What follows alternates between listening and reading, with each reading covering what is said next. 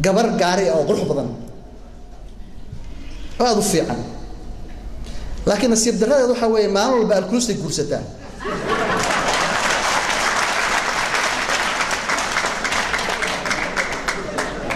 marka waxaan leeyahay Puntland alkulista dambe ha guursan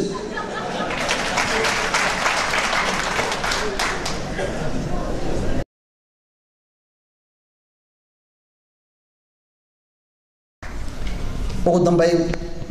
aniga Cabdiwaliya sida walaalkay u sheegay abwaan baan baranayaa uma iman Puntland inaan ka shaqeysto waxaan u Puntland oo shaqeeyo hal baa idin sheegaya wax ugu filan oo Ilaahay siiyay oo xalaal wallahi waa haystaa billaah inaan shiri ka rabin Puntland hal baa idin sheegaya anigu macallin baan jaamacadeed mushaar fiican baan qaataa xaaskay waa macallin professor oo jaamacadeed ayana laba ilmood baa hadda irta jaamacad laba wiil baa irta jaamacad jaamacadeedu waxay bixisaa $64,000 sanadkii oo ah tuition-kooda fee-gooda iskuulka $64,000 bixiyaan sanadkii 6 bilood baan shaqeeyaa 6 biloodna ma shaqeeyo 6 bilood aan shaqeeyo usbuucii waxaan shaqeeyaa 2 maalmood Talaado iyo Khamiis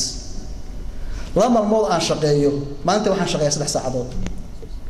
lacagta ugu badan waa la siiyaa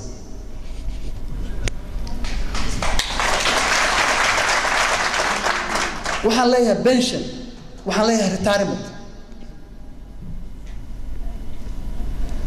haddaan Puntland ku guuleysto intaba waa waayaya